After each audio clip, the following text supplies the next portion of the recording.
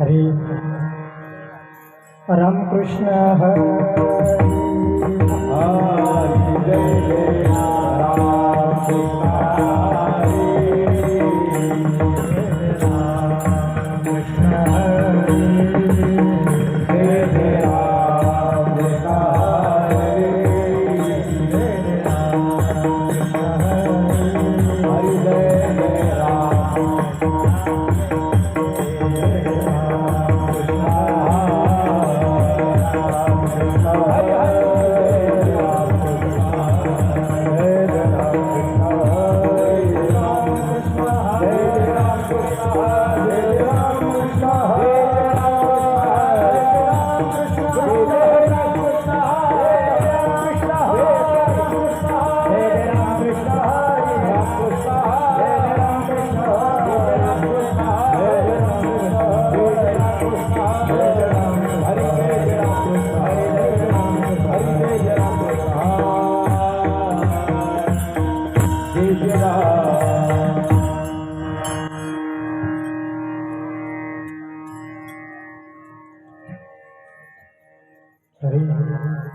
रूप पाहता लोचनी सुख झाले हो साजनी रूप पाहता लोचनी सुख झाले हो साजनी तुहा विठ्ठला बरवा तुहा माधव बरवा तुहा माधव बरवा तुहा माधव बरवा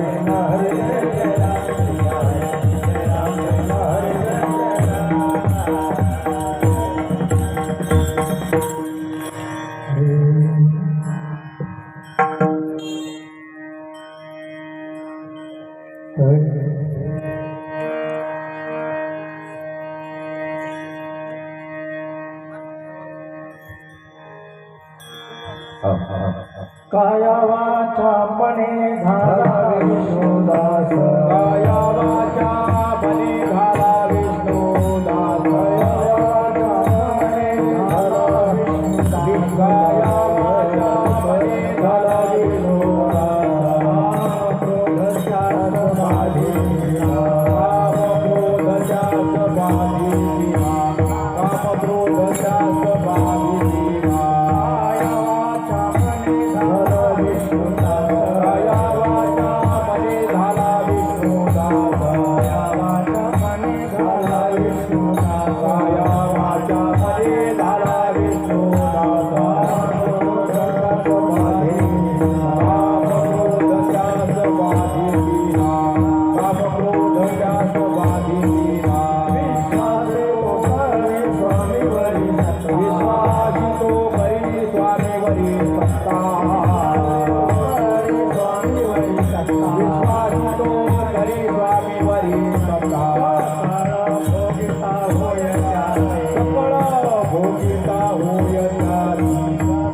भोगिता होय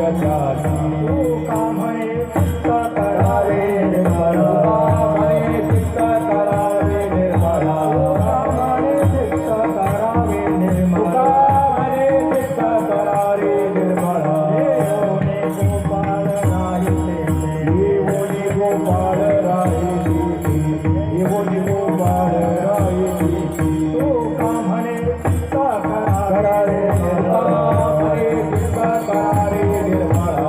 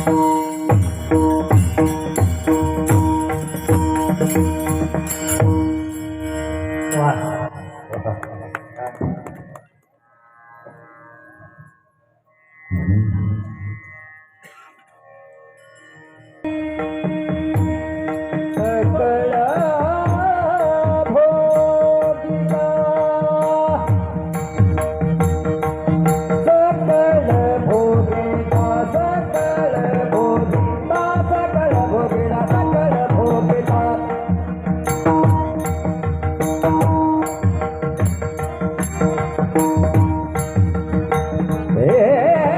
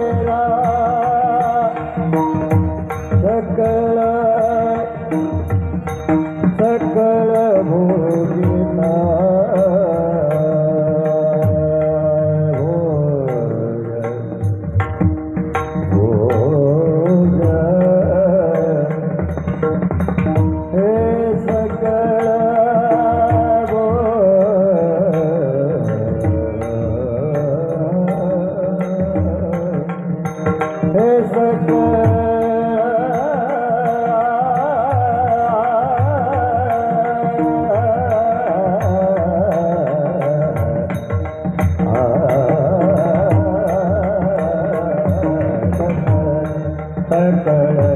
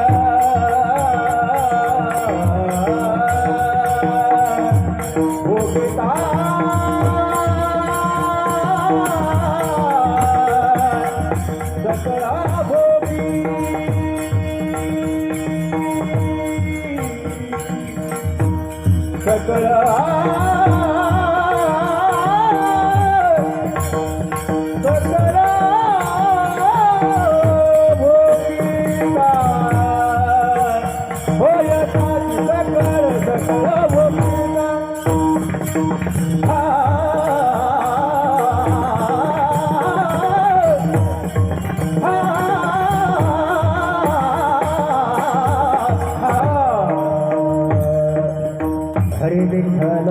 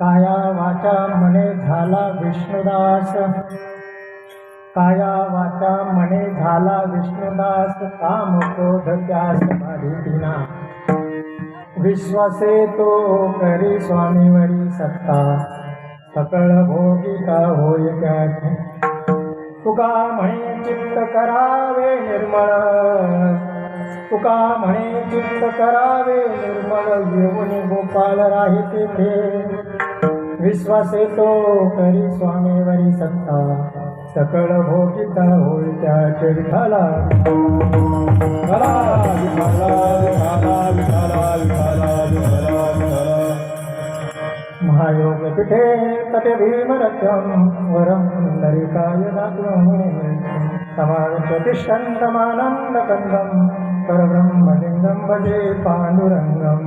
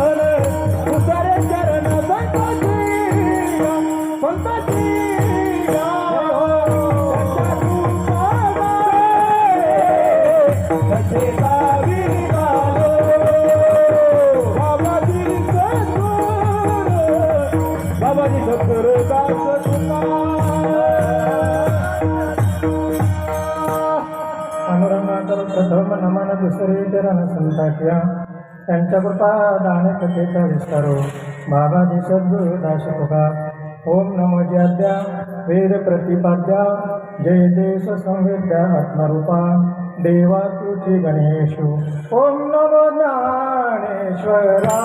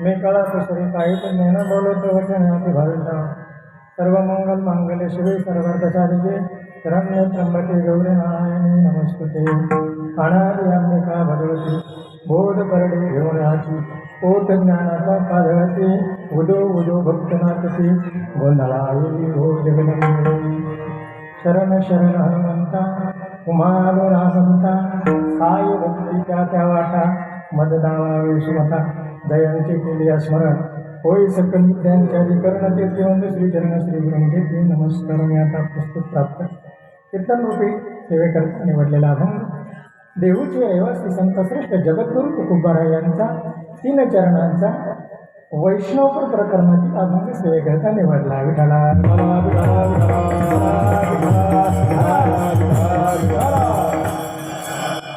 अभंग तुकोबारायांचा अभंग वैष्णवपूर प्रकरणातील आहे.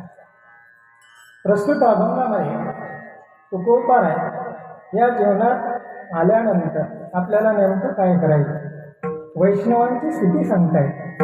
आणि वैष्णवांची स्थिती सांगत असताना या अभंगाचं सूक्ष्म जर चिंतन केलं तर या अभंगाला भक्ती आणि उपदेशची झालर थोडीशी लागलेली दिसते. या माध्यमातून या अभंगापर्यंत आपल्याला जायचं, काय करायचं आहे आणि काय होईल, काय केल्यानंतर तुम्हाला फायदा काय होईल.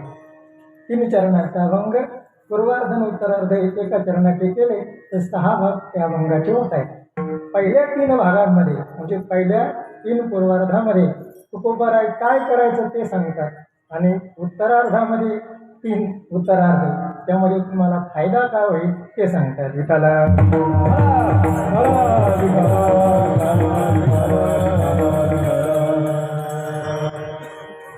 काया वाचा मने झाला विष्णुदास, काया वाचा मनाने विष्णुदास झाला तर फायदा उत्तरार्धामध्ये सांगतात. काम क्रोध त्यास बाधी दिना विश्वासे तो करी स्वामीवरी सत्ता. जर विश्वास ठेवला तर स्वामीवर सुद्धा म्हणजे आधिपत्य गाजवायचं नाही पण ते सामर्थ्य तयार होतं. आणि विश्वास ठेवला तर त्या स्वामीची सगळं जे काय आहे म्हणजे वैभव ऐश्वर्य ते आपल्याला भोगायला मिळतं. चला 3रं चरण तुकोबाराय सांगतात, तुम्ही जर चित्त निर्मळ केलं तर तुमच्या या अंतरंगामध्ये भगवंत येऊन वास करील. काय केल्यानंतर फायदा काय असा या अभंगाचा सरळ सरळ भावार्थ उठाला. निर्धारित वेळेमध्ये आपल्याला चिंतन मांडायचा प्रयत्न करायचा. अभंगाच्या चिंतनाकडे जाण्यापूर्वी परिहार द्यायचा तो असा, सालाबादप्रमाणे याही वर्षी आपल्या या देऊभेर गावामध्ये चालू असलेला अखंड हरिनाम सप्ताह वर्ष 44 आणि या 44व्या वर्षात ही 4थ्या क्रमांकाची सेवा तुम्ही सर्वांनी माझ्याकडे दिली आहे. तुम्ही सर्वांनी मला सेवा करायची संधी दिली त्याबद्दल तुम्हा सर्वांना धन्यवाद. सर्वांच्या सहकार्याने मुंबईकर पुणेकर मंडळी समस्त ग्रामस्थ परिसरातून सगळ्यांचं असलेलं सहकार्य या सगळ्यांच्या सहकार्याने चालू असलेला अखंड हरिनाम सप्ताह विठाला. आणि या सप्ताहासाठी उपस्थित असलेले तुम्ही सर्व सज्जन मस्तके पायावरी या वारकरी संतांच्या म्हणजे गावातीलही बाहेरून पंचक्रोशीतून आलेले सर्व साधक, सर्व वारकरी, सर्व भाविक या सर्व भाविकांचं उपस्थित सर्वांचं सप्ताह मंडळाच्या वतीने मी स्वागत करतो आणि धन्यवाद देतो. विठाला. या सर्वांच्या सेवेसाठी निवडलेला अभंग तुकोबाराय सांगतात, तुम्हाला जीवनात आल्यानंतर काहीतरी करावं लागेल. परमार्थ, संसार, भक्ती, नामस्मरण काही करा पण काहीतरी तुम्हाला करावं लागेल. आणि तुम्ही स्वस्तही तसे बसणार नाही, काहीतरी करतच राहणार आहात. मग काहीतरी करणार आहात ना, मग काहीतरी करण्यापेक्षा संत सांगतायत कसं करावं, शास्त्र सांगतायत कसं करावं, ग्रंथ सांगतायत कसं करावं म्हणजे आपलं कल्याण होईल. विठाला.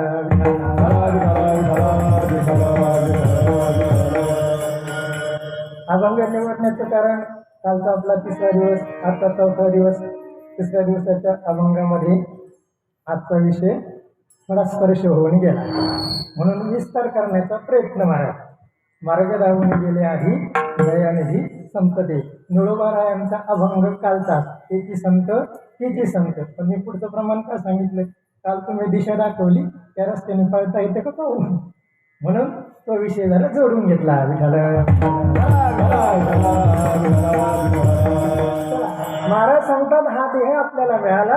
हा देह आपल्याला मिळाल्यानंतर या सृष्टीमध्ये जन्माला आल्यानंतर हा देह किंवा हा जीव कुणाचा तरी दास हा होतोच. तो कधी होतो आणि कसा होतो हे आपल्याला कळत पण नाही, पण झाल्याशिवाय राहत नाही. विठाला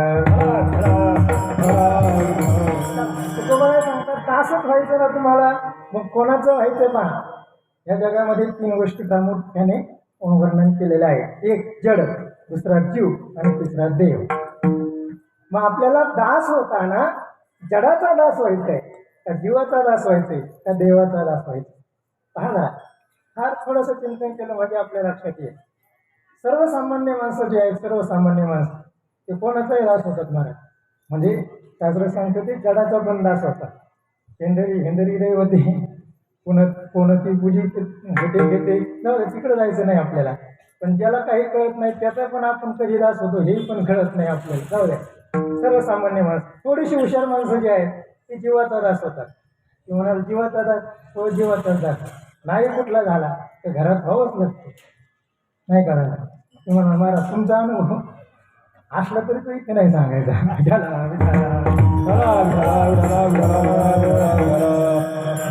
आता तुम्ही पहा, म्हणजे मला माझ्या पदार्थ काही सांगायचं नाही, संतांनी सांगितलेले सांगायचे. कारण दास गोष्टी संसाराचा खरा का म्हणालेला मला हे सांगायचं. चला मग घरातही आपल्याला दास व्हावंच लागतं.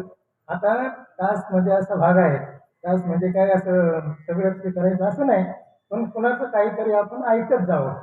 चला हुशार माणसं थोडं जीवाचा दास होतात आणि त्याहीपेक्षा हुशारी जी माणसं आहेत ती देवाचा किंवा संतांचा दास होतात. चला मग तुकोबाराय सांगतात तुम्ही काय करा, म्हणजे तुम्ही विष्णूचे दास व्हा.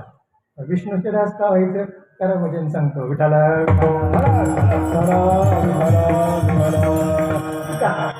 निर्गुण निराकार जे आहे त्याला ब्रह्म असं म्हणतात. फार आपल्याला ब्रह्मतत्वाकडे जायचं नाही, पण इथपर्यंत आल्याशिवाय कळणार पण नाही. ऐका जरा, निर्गुण निराकार आहे त्याला ब्रह्म म्हणतात. निर्गुण साकार जे आहे त्याला भगवान विष्णू म्हणतात. आणि सगुण साकार जे आहे त्या सगुण साकाराला भगवान रामकृष्ण हरी म्हणतात. विठ्ठल आता माऊलींची ओळी आहे. माऊली सांगतात एक ब्रह्म आत्मा विषू जया बोला मोळे सोरशू नाही आपणाची पैशी अवनी तेथ. ऐका, माऊली सांगतात तेथ ब्रह्म आत्मा ईशू. ज्यापर्यंत आपल्याला जायचंय ते आपल्याला माहीत नाही, पण ते कुठेतरी मानून आपल्याला तिथपर्यंत जायचंय. म्हणून संतांनी थोडंसं असं सोपं सोपं करत आपल्याला सांगत आणलं. म्हणून संत साहित्याचा अभ्यास करायचा.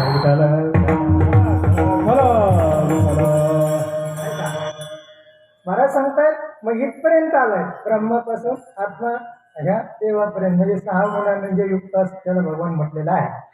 म्हणजे रामकृष्ण हरीपर्यंत पांडुरंग परमात्म्यापर्यंत आपण आलो. त्या ब्रह्मापासून कारण जायचंय आपल्याला तिथे, पण समजल्याशिवाय जाण्यात उपयोग नाही. म्हणजे समजून घेऊन जायचं त्याच्याकरता हा देह दिला.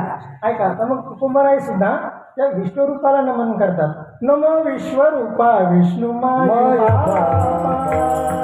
नमो विश्वरूपा विष्णू माया,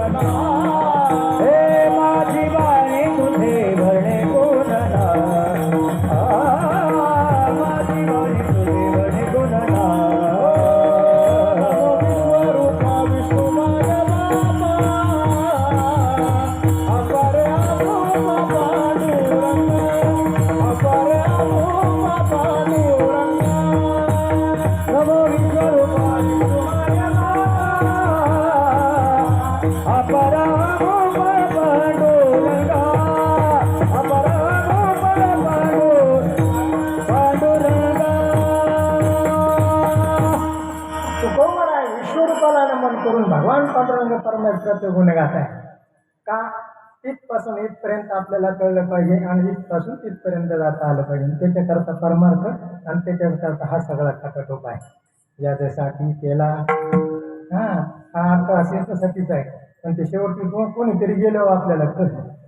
सगळे असताना नाही कळत महाराज. जाऊ द्या. महाराज पांडुरंग परमात्मालाही गुणगान गातात आणि विश्वरूपालाही नमन करतायत. कारण ते करून त्यांना सांगायचं आहे की आपल्याला कुणाचा तरी दास व्हायचे. कुणाचा तरी होण्यापेक्षा पांडुरंगाचाच दास आपल्याला व्हायला तुकोबाराय सांगतात. तुकोबाराय नुसतं सांगतायत का करून नागतायत?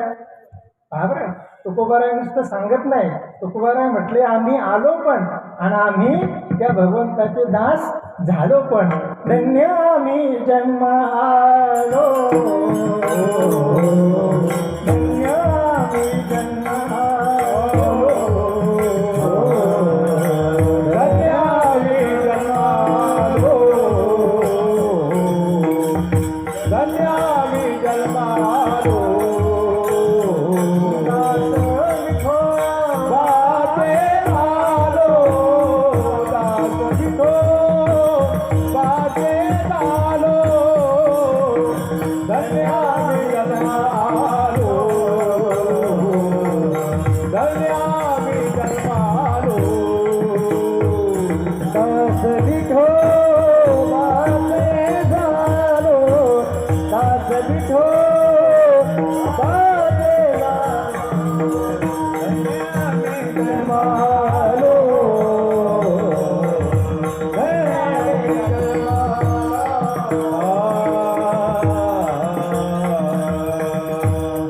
जन्म आलेल्यांना धन्यता देण्याचं कारण एकच, दास विठोबाचे झालो. बरं म्हणतात आम्ही झालो आणि तुम्ही व्हा. आम्ही बिघडलो चांगला म्हणत कोणी इकडं आलं का आम्ही बिघडलो. ते बिघडल्याचा अर्थ वेगळा आहे. आम्ही बी घडलो आणि तुम्ही बी घडाले. हे कळालं पाहिजे. मराठी भाषेमध्ये फार सौंदर्य आहे मला नाही का. आम्ही दास झालो आणि तुम्ही दास व्हा. नव्हे नव्हे जन्माला आलात ना मग दासच झालं पाहिजे आणि तरच जन्माला या. तरीच जन्म यावे दास विठोबाचे व्हावे, दास विठोबाचे व्हावे, दास विठोबाचे व्हावे. जन्म यावे दास विठोबाचे व्हावे, दास विठोबाचे व्हावे, दास विठोबाचे व्हावे. महाराजांचं प्रमाण आहे. महाराज काय सांगतात? तरीच तरीच जसं काल होतं ना तेची, तसं तरीच तरीच तरी जन्म यावे नाही, तरीच जन्म यावे. सकार टाकलाय का ते झालंच पाहिजे पुढचं म्हणून सकार आहे. तरीच जन्म यावे दास विठोबाचे व्हावे. आणि नाही झाला तर मग तुकोबारायांनी मात्र फार सुंदर सांगितले बरं का. नाही तरी काय थोडे, आठवलं? नाही तरी काय थोडे स्वान सुखर वा. मला सांगतायत जर विठोबाचे दास झाला जन्माला येऊन तरच जन्माला या, नाही तर नाही आले तरी तुम्ही म्हणा. लक्षात आलं का तुम्ही? तरीच जन्माचा विषय होता. आणि मग तुकोबाराय सांगतात जर नाही झाले तर मग पुढचा जन्म तुम्हाला. नाही तरी काय थोडे. का बरं? तुकोबारायांना ते पुत्रच का आठवलं? बाकीचे प्राणीच नाही दिसले. त्याचे कारण आहे महाराज, त्याचे कारण आहे. आता जर लोकांना चला कीर्तनाला म्हटलं तर लोक म्हणतात नाही घरी राखण करायला कोण नाही. तुमच्या लक्षात आले का? म्हणजे समजलं तुम्हाला. मग आत्ता राखण करायचं ना घरी. देव म्हणतो पुढचा जन्म तुम्हाला खंडाराचाच घ्या, कुत्र्याचा जन्म आहे. मला म्हणजे महाराज सांगतात, मी नाही सांगत काही. म्हणून तरीच जन्म यावे. जाऊ दे महाराज, फार एवढं सांगायचं नाही आता आपल्याला, कारण निर्धारित वेळेत पुढे जायचं. पण असं जाऊ दे. आपल्याला हा देह दिला, दिला कशा करता? संसार करण्याकरता दिला का परमार्थ करण्याकरता दिला? ऐका इकडच्या मंडळींनी सांगा, संसार कशा करता दिला? फार हे दोनच दिले. त्यातलं एक सांगा. आपलं ते देह कशा करता दिला, संसार करण्याकरता असू दे. इकडची मंडळी देह कशा करता दिला, वा हा? ते म्हणतात परमार्थ करण्याकरता, कारण परमार्थ त्यांची संख्या जास्त आहे. विठाला विठाला विठाला. जाऊ दे आता. आता आम्ही तुमच्या मध्यस्थी करतो सगळे मिळून, आहे की नाही. तुमचं एक मत आलंय, त्यांचं एक मत आलंय, आणि दोघांचं एक मत असलं तुझं म्हणणं आहे. नाही कळलं तुम्हाला. तुमचं एक मत त्यांचं एक मत, कधी व्हायचं आपलं एक मत, नाही करायचं. जाऊ द्या. हां, तुम्ही म्हणताय संसार करण्याकरता, ते म्हणतात परमार्थ करण्याकरता. आपण जरा मधला मार्ग काढू. एक वाक्य देतो तुम्हाला ऐका, म्हणजे ते वेदासारखंच वाक्य आहे मला. देह आपल्याला कशा करता दिला, देह आपल्याला संसारात परमार्थ करण्याकरता दिला. विठाला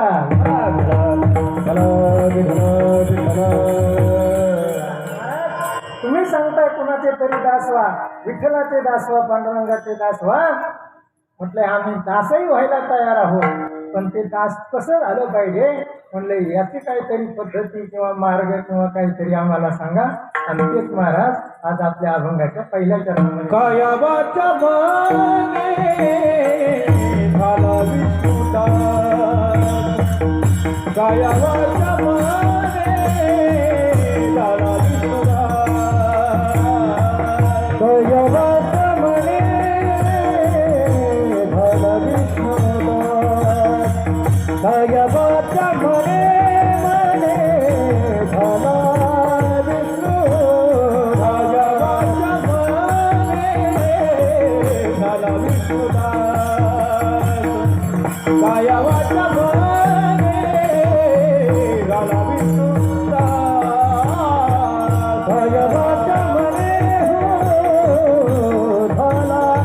झाला विष्णुदास, काया वाचा मने झाला विष्णुदास. काम क्रोध त्यास बाजीना, काम क्रोध त्यास बाजीना,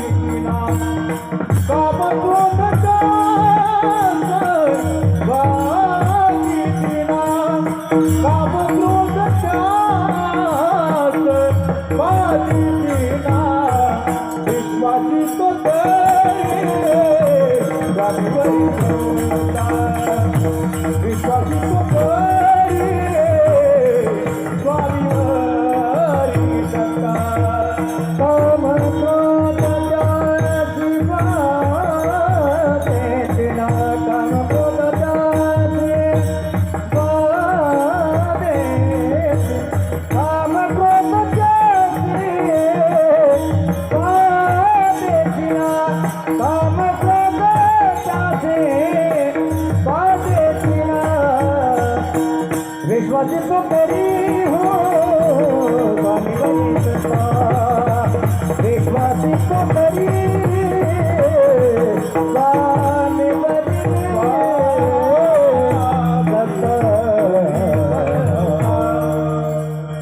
काया वाचा मने झाला विष्णुदास. अभंगामध्ये प्रवेश केलाय, पण अभंगामध्ये प्रवेश करता करता झाला विष्णुदास. दास चिंतन आपण मांडत आलं, तुम्ही विचार जरी केला. आता चला परत मागे जाऊ, कायापासून सुरुवात करायची. चला, काया वाचा मने झाला विष्णुदास. महाराज म्हणतात तुम्हाला दास व्हायचंय ना, तुम्हाला भक्ती करायची ना, मग कशी करायची त्याकरता पहिला मार्ग सांगितला, म्हणजे काया, म्हणजे या देहानं आपल्याला भक्ती करायची. कशी भक्ती करायची आहे, कसं दास व्हायचंय मी सांगून गेलो या अभंगात. भक्तीची झालर आहे. असं कसं दास व्हायचंय, देहानं म्हणजे कायेनं आपल्याला भगवंताची सेवा करायची. म्हणजे काय करायचंय, म्हणजे काय करायचंय तुम्हाला सगळ्यांना माहिती. हाताने देवाची पूजा करायची. हाताने देवाची पूजा करायची, पायाने भगवंताची वारी करायची. आळंदी, पंढरी, त्र्यंबकेश्वर आमची बंद झाली 2 वर्षापासून, पण करायची. म्हणजे पायाने वारी करायची, हाताने भगवंताची पूजा करायची. चला पुढे. मग हाताने भगवंताची पूजा करायची. भगवंताची पूजा म्हणजेच देव आहे असं पण नाही. गावात सप्ताह चालू आहे, सप्ताह चालू आहे. दिवसभरात धुळीने बसण्याची जागा खराब झाली. दुसऱ्या दिवशी पहाटेच उठून येऊन झाडलोट करायची. काया हे जरी केलं तरी देवाची पूजा आहे ना.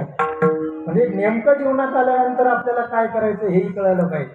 चला, देव आपल्याला पुढं पाहायचं हेही कळालं पाहिजे. म्हणजे ही सेवा करणं ही सुद्धा देवापर्यंत जाणारी सेवा आहे.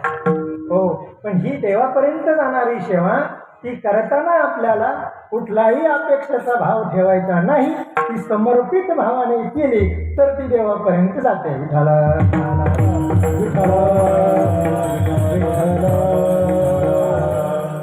सुंदर प्रमाणे पहा.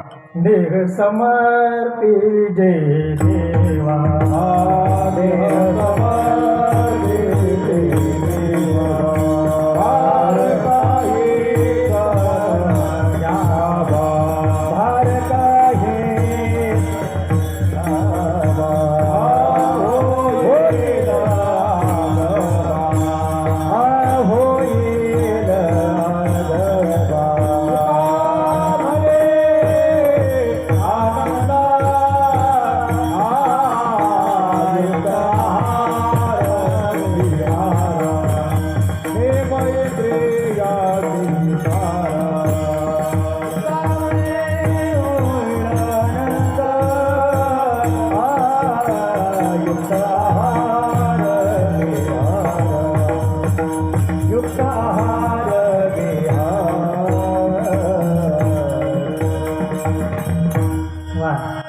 काय करायचंय आपल्याला जीवनात आल्यानंतर? सेवा करायची, पण ती सेवा आपल्याला समर्पण भावनेतून करायची. महाराज म्हणले देह समर्पिजे, देह समर्पिजे देवा, समर्पिजे देवा म्हणजे तुका म्हणे बळी जीव दिला पार. मग परमार्थ कसा करायचा? शब्दांचे अर्थ आपल्याला कळले पाहिजे. देह समर्पिजे देवा, समर्पण करून टाकायचं म्हणजे काय करायचं? जे जे कर्म आपल्याला भगवंतासाठी करायचे, जे जे कर्म आपल्याला भक्ती मार्गासाठी करायचे, ते कर्म आपलं समर्पित भावनेने केलं तर मग देह समर्पित देवा. मग ही कायाने नसतं. ऐका जरा, काय करायचं जीवनात आल्यानंतर?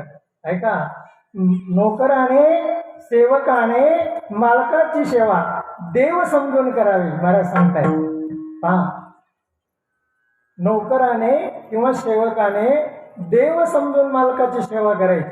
ऐका, शिष्याने देव समजून गुरुची सेवा करायची, मुलाने देव समजून वडिलांची सेवा करायची, आणि पत्नीने देव समजून पतीची सेवा करायची. आणि एवढं जर तुम्ही केलं ना महाराज, तर महाराज सांगतात तुम्हाला दुसरी विष्णूची पूजा करायची. हे ते विष्णूची महापूजा, हे ते विष्णूची महापूजा, हे ते विष्णूची महापूजा, हे ते विष्णूची महापूजा. अनुभव नाही तुझा, अनुभव नाही तुझा, हे ते विष्णूची महापूजा, हे ते विष्णूची महापूजा. नाही गोरा नाही तुझा, हे ते विष्णूची महापूजा, हे ती विष्णूची महापूजा.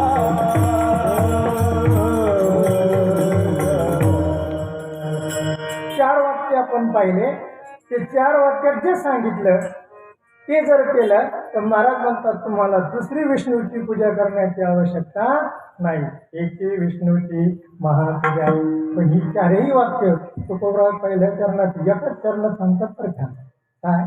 स्वामी काज, गुरुभक्ती आणि पितृवचन सेवापती.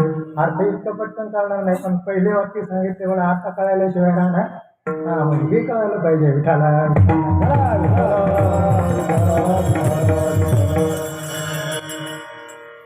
देहाने सेवा करायची म्हणजे काय करायचं हा भाग आहे. चला, महाराज म्हणले काया, आणि पुढचा भाग सांगितला वाचाने भगवंताची सेवा करायची, वाचेने भगवंताचं दास व्हायचं. म्हणजे नेमकं काय करायचं?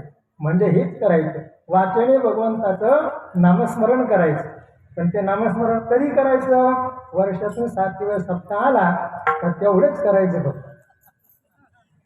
नाही करायचंच ना. पण सप्तापुरतच करायचं असं नाही, म्हणून शब्द तिथं हा बदललेला आहे. अखंड हा परिणाम, ते परिणाम म्हणतात. अखंड अखंड हरिनाम केला तरच अखंड परिणाम होणार आहे.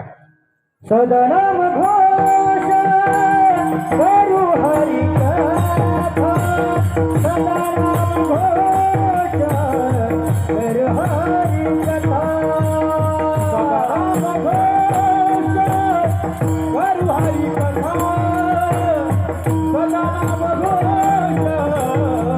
करू हरी कथा. सदा चित्ता समाधान, तेरे सदा चित्ता समाधान, सदा चित्ता समाधान, तेरे सदा चित्ता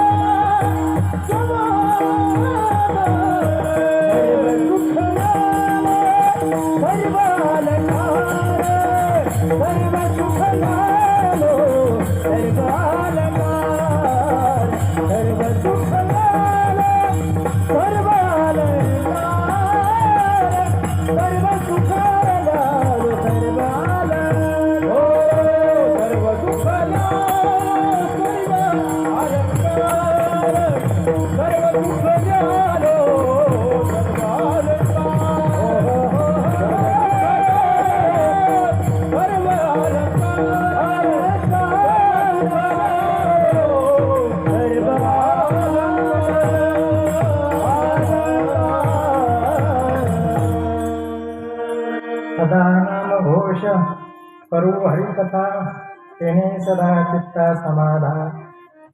अखंड हरिनाम करायचा आहे, पण अखंड हरिनाम फक्त वर्षातून 7 दिवस नाही करायचं, तो अखंडच करायचा.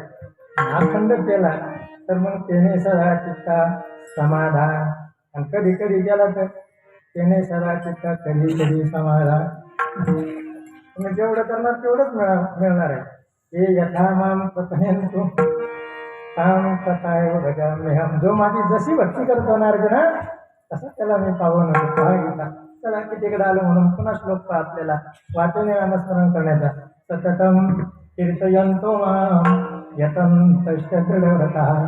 कसं केलं पाहिजे नामस्मरण? सततम कीर्तयन्तो मा, वाचने बरं का, सततम कीर्तयन, सतत नामस्मरण केलं पाहिजे, सतत नामस्मरण केलं पाहिजे. किती नामस्मरण केले पाहिजे? अखंड नामस्मरण केलं पाहिजे. चला, पण लोक नामस्मरण करतात का? तुम्ही पहा, लोक काही लोक ते इतके बोलतात ना महाराज, तर ते समोर त्याला बोलूनच येत नाही काही. इतके बोलतात, इतके बोलतात, इतके बोलतात. आता लांबच्यांचं सांगत नाही, माझेच मित्र इतके आहेत ना बोलणारे, त्याच्यामुळे मी गप्प बसून घेतले.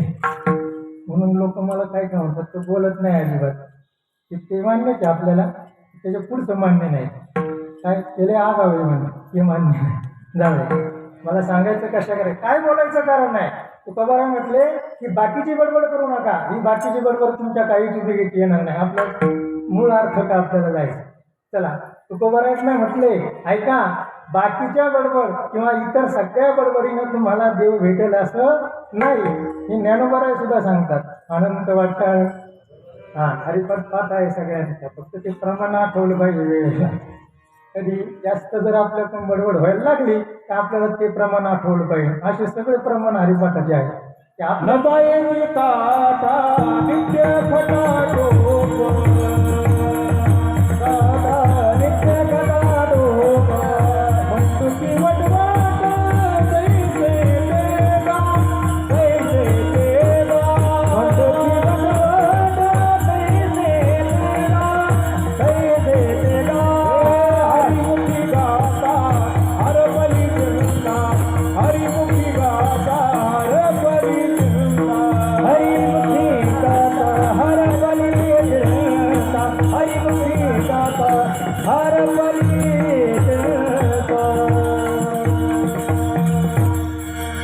ज्ञानोबारायांच्या हरिपाठाबरोबर नाथपरांचा हरिपाठ आपल्याला आठवला पाहिजे.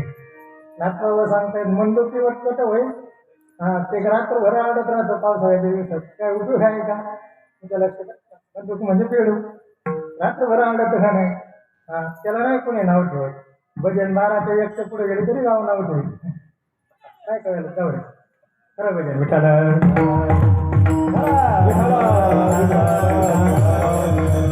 मला सांगायचं कशा करताय किती बोलायचं आपल्याला एक प्रश्न कसं बोलायचं आपल्याला एक प्रश्न काय बोलायचं आपल्याला एक प्रश्न महाराज तुम्ही तीन तीन प्रश्न सांगा त्यांनी एकच म्हणा हे एकच आहे सगळं म्हणजे किती बोलायचं आपल्याला काय बोलायचे आणि कसं बोलायचं किती बोलायचे आपल्याला किती बोलायचे आणि प्रमाणात आणि कमी बोलावं फार कमी बोलावं हो फार कमी बोलावं प्रमाणात बोलावं पण लोक प्रमाणात बोलत नाही जास्तच बोलतायत पण किती बोललं पाहिजे कारण आपल्या देहाची रचना सुद्धा अशीच केली काय माणसाने दुप्पट ऐकावं आणि एकपट बोलावं म्हणून देवाने आपल्याला कान दोन दिले आणि तोंड एकच दिले ना म्हणजे दुप्पट ऐकावं आणि एकपट बोलावं म्हणून कान दोन दिले आणि तोंड एकच दिले पण आपण कोणाचं ऐकूनच घेत नाही आपलंच बोलत असतो विठाला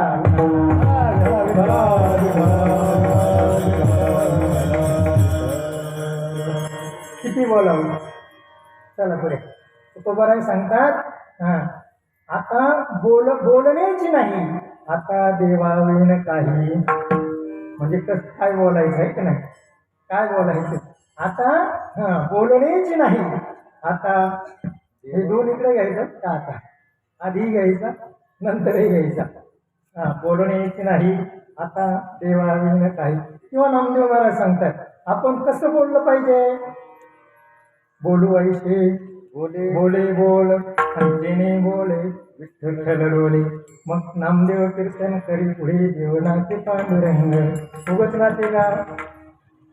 उगत नाचे का संसारातली वरपत्र बसल्यावर तिथं पांडुरंग येऊन नाचेल का अरे तिथे आहे ती घरातली निघून जातील तर पांडुरंग कसा आहे झाला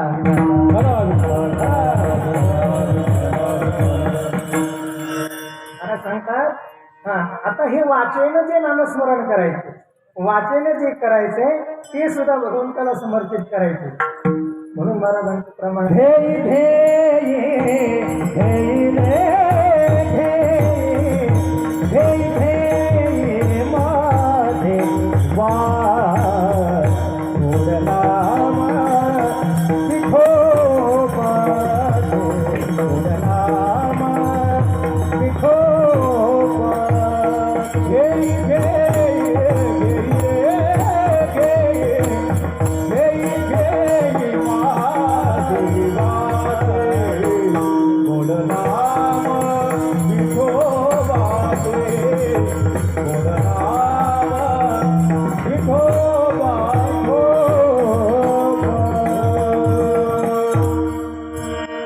महाराज माझ्या वाचनानं काय करावं माझ्या वाचनानं देवाचं नामस्मरणच करावं दुसरं काही बोलू नये आणि दुसरं काही ऐकू पण नाही पण आपल्याला एवढं सोडून बाकी सगळं जमतं दुसरं काही ऐकायला येतं आणि दुसरं काही बोलायला येतं जाऊ द्या मला सांगायचं कसं काय मला सांगतात तुका म्हणे वाचा वाहिली अनंता बोलायाचे आता काम नाही बोलायाचे आता काम नाही बोलायाचे आता काम नाही तुका म्हणे वाचा वाहिली अनंता म्हणे वाचा वाहिली अनंता म्हणे वाचा वाहिली अनंता म्हणे वाचा वाहिली अनंता बोलायाचे आता काम नाही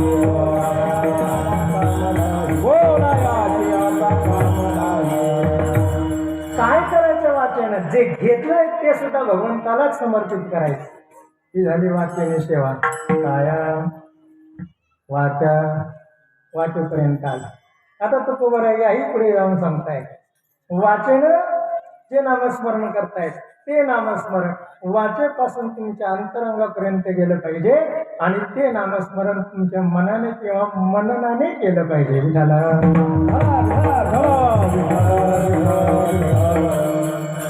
कारण मनाने किंवा मननाने केलेलं जे कर्म आहे त्याला मानसिक जप असं म्हटलेलं आहे बघा आणि हे मानसिक जे जप आहे म्हणजे कायिक वाचिक आणि मानसिक इथपर्यंत आपण आलो मानसिक जप हा सर्वश्रेष्ठ जप आहे पण तो मानसिक जप केव्हा होतो आधी कायपासूनच सुरुवात करावी लागते मग वाचने करावा लागतो आणि वाचने केल्यावर तो मानसिक जपापर्यंत जातो. ज्ञानोबरायांनी 4 प्रकारे सांगितले, विस्तार करायचा नाही फक्त आपल्याला पहा.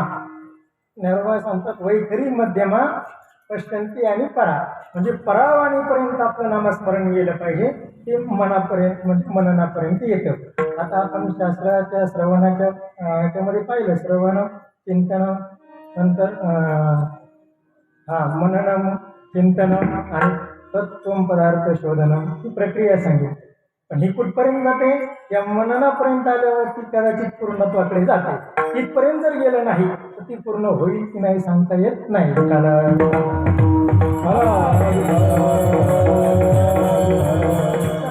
तुकोबाराय सांगतात देवा काया वाचा मने ही तुला अर्पण केली, किंवा मने वाचा काया तुझा अर्पली पंढरीला.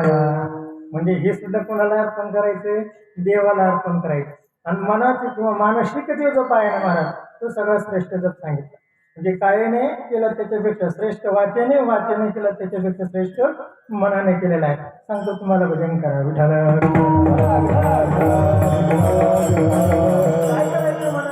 काय करायचं मनाने किंवा कसं करायचं मनाने, आपल्याला परमार्थ कसा करायचा आहे म्हणजे मननाने. बरं का, ते मनाने गेलं काय ते वेगवेगळे जाते जागा इकडून मागे घ्या. मननाने कसं करायचं, मननाने कसं करायचं सांगतो. सगळे इकडे माझ्याकडे बघायला बात सुद्धा सगळे हे धोब आहे. इकडे पहा सगळे. आणि आता सगळ्यांनी डोळे झाला, डोळे उघडायचे नाही, कोणी डोळे उघडायचे नाही. चला, पांडुरंगाची मूर्ती आपल्याला डोळ्यासमोर आणायची. आणा पांडुरंगाची मूर्ती डोळ्यासमोर. पांडुरंगाची मूर्ती डोळ्यासमोर आणा. डोळे झाकलेले आहेत पण तरी पण डोळ्यासमोर मूर्ती आणा. पांडुरंगाची मूर्ती समोर आहे. चला, पाण्याचा तांब्या घ्या, पंचपाळे घ्या. मूर्ती आपल्याला ताटामध्ये ठेवायची. ताटामध्ये ठेवली का सगळ्यांनी? ताटामध्ये ठेवल्यानंतर पंचपाळे घ्यायचे. त्या पंचपाळ्याने मूर्तीला स्नान करायचे.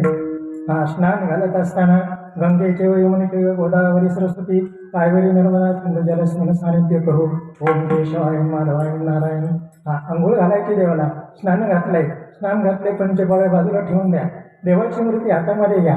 आपल्याजवळ जे काय असेल, उपकरण असेल, पंच असेल, ते पंचाने देवाला स्वच्छ असं पुसून घ्या. देवाची मूर्ती स्थानापन्न करा. देवाला गंध लावा, अक्षता लावा, चला दिवा लावा, अगरबत्ती लावा. धूपम दीपम समर्पयामी.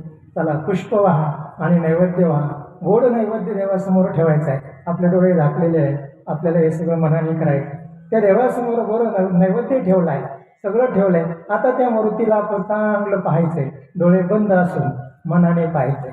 त्या मूर्तीला पहा. सुंदर ध्यान उभे विटेवरी करकटेवरी ठेवून या. सगळं तसंच आहे की नाही? नीट बारीक पहा. सुंदर ते ध्यान उभे विटेवरी करकटेवरी ठेवून या. तुळशी हार गळा, काशपितांबर आवडे निरंतर हे ध्यान. मकर कुंडले तळपती श्रवणी कंटिकस्तु मने विराजित.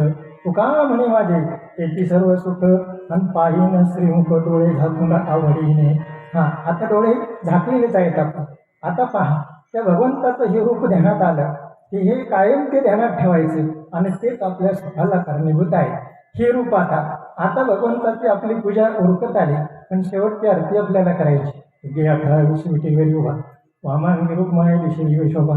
कुंडलिकाच्या भेटी प्रब्रह्माले गा चरणी वाहे विमा उद्धरी जगा. जय देव जय देव जय पांडुरंगा हरी पांडुरंगा. रूपमाही वल्लभा राईच्या वल्लभा पाळीची वल्लभा. आता उघडा डोळे, परत माझ्याकडे पहा. मी देव आहे की नाही? आहे का? जे म्हटले ते देव वेळेत आले, आणि जे नाही म्हटले ते अजूनही पंढरपुरातच आहे महाराज. विठाला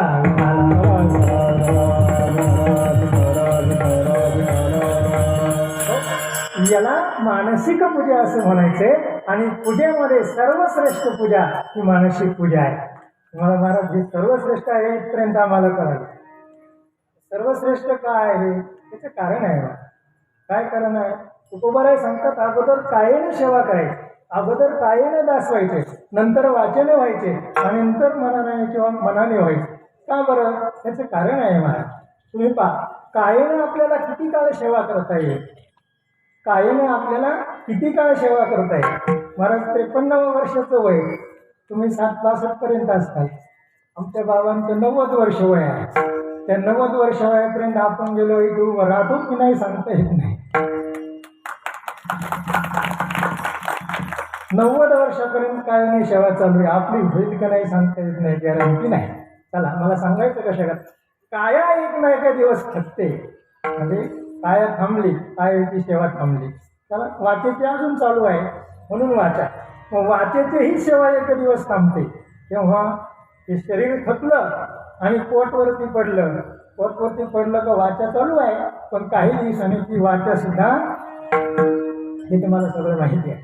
आता वाचा बंद झाली, कायेची सेवा बंद झाली, वाचेची बंद झाली आणि म्हातारं पोटवर पडलं का डोळे उघडे असतात, बोलता येत नाही, मग ते फक्त पाहतं कोणी आलं गेलं का, आणि मग लेख भेटायला येईल, निरोप जातो. लेख आले का हाक मारते, दादा ओळखलं का, ते इकडं पाहत असलेले म्हातारा असं वेळ इकडे करून इकडे पाहत, म्हणजे मनन चालू आहे. मला सांगायचं कशा ओळखलं पण आता बोलता येत नाही, आणि त्यावेळेस लेख सांगते, दादा आता बोला ना. आता काय बोला ना, जेव्हा दादा बोलत होता तेव्हा तुला बोलायला वेळ नव्हता, आता काय बोला ना. चला मला सांगायचं कशा करायचं. वाचेची सेवा संपली, कायेची संपली, मननाने चालू नाही, आणि त्या मननाने चालू असलेली सेवा, त्या मननाच्या त्या स्थितीमध्ये जर हा देह या जीवाने ठेवला तर त्याला मोक्षाची प्राप्ती आहे. म्हणून मनाची सेवा सगळ्यात मोठी. विठाला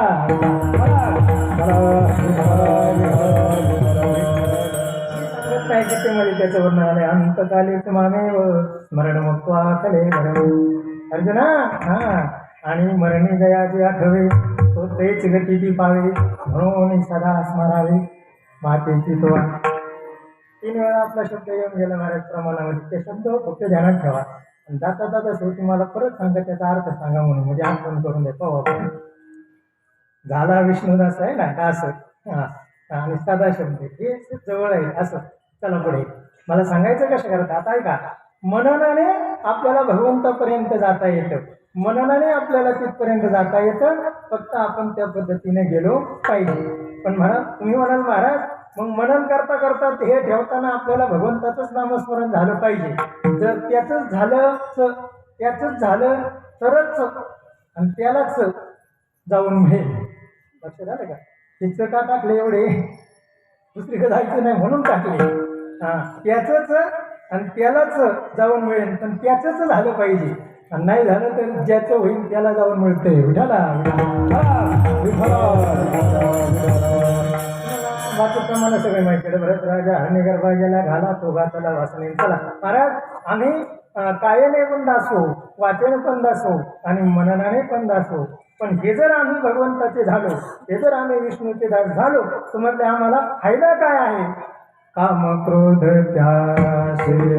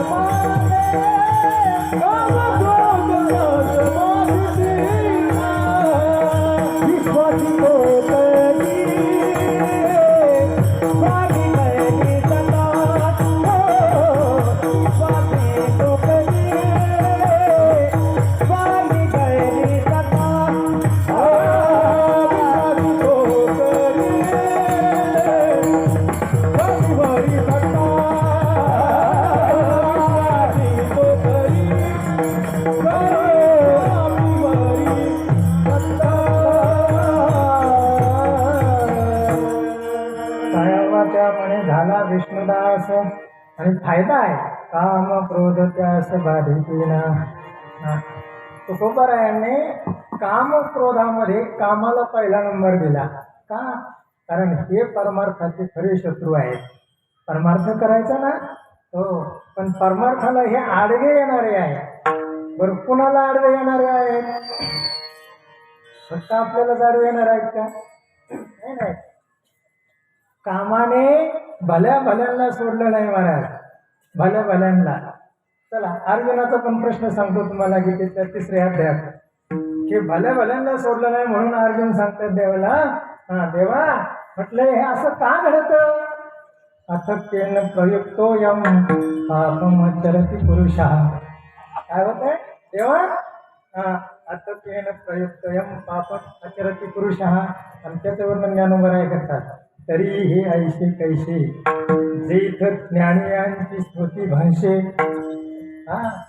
कुणाला आडवे येतात? अरे चांगल्या चांगल्याला ते आडवे येतात, मग आपली काय घट आहे?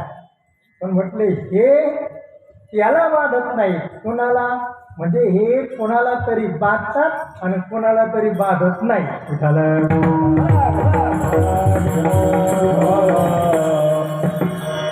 म्हणाल शंका विचारले अर्जुनाने, पण उत्तर राहिलं ना द्यायचं त्याचं. आता केन प्रयुक्त पापमाचरती पुरुषः. तरी हे आयुष्य घ्यायचे ते तर ज्ञानी यांची स्मृती भंशे. पण देवाने लय पटकन उत्तर देणं म्हणजे अर्जुन ऐक काय? कामयश क्रोधयश रजगुण समुद्भव. गीता वाचताय तुम्ही, ज्ञानेश्वरी वाचताय तुम्ही, ऐका हे शंका आपल्याला आल्या पाहिजे. पण हे शंका कोणाला येतात? 32 वर्ष शैक्षणिक क्षेत्रात काम केलं. एक तर शंका कोणाला येते? त्यांनी पूर्ण अभ्यास झालाय त्याला शंका येत नाही, आणि जो काहीच करीत नाही त्याला पण शंका येत नाही. कळालं तुम्हाला? म्हणजे हे कळालं तुम्हाला? बरं का, ते शास्त्रातला भाग आहे, तिकडे आपल्याला जायचं नाही. मध्ये जे लोक अभ्यास करतात की नाही, मग त्यांना शंका निर्माण होतात, म्हणजे अभ्यास पूर्ण होईपर्यंत. बरं का, जाऊ द्या. मग अर्जुनाला सांगितलं, अर्जुना हे बलवान आहे. कोणते? मग तिथे सांगितले हे ज्ञाननिधीचे भुजंग, विषयदरीचे वाघ, भजन मार्गीचे वाघ मार्गजे. हे वैरी नाम म्हटलंय त्या श्लोकामध्ये. हे वैरी आहे परमार्थातले. कोण? काम आणि क्रोध. मग हे काम आणि क्रोध पहिले बाजूला सरले पाहिजे. विठाला कामाचे कोतवाला यांनी बहुतांशी नाडविले. तुम्हाला आठवलं तर पहा महाराज, नाथ महाराजांनी अवघड विषय सोपा करण्याकरता, अवघड विषय सोपा करण्याकरता एक प्रकरण लिहिलं अभंगामध्ये. त्याचं नाव आहे भारूड. तुमच्या लक्षात आलं का?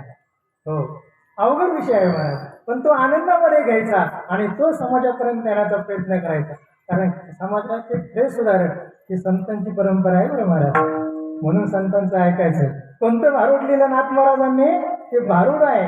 त्या भारुडामध्ये रूपक केलं. कुणाचं? येडक्याचं रूपक.